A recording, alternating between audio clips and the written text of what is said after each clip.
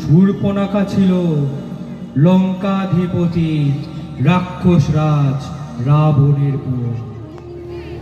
সেই শূর্পণখা তো রামচন্দ্রকে দেখে ভারী পছন্দ হল।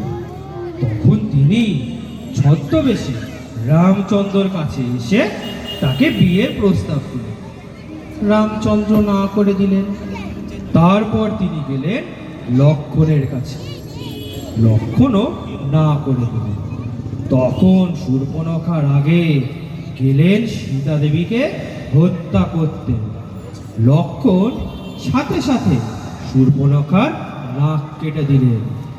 শূর্পণখা তখন রাগে অপমানে গেলেন তার দাদা রাবণের কাছে রাম লক্ষ্মণ সীতার নামে নালিশ করতে।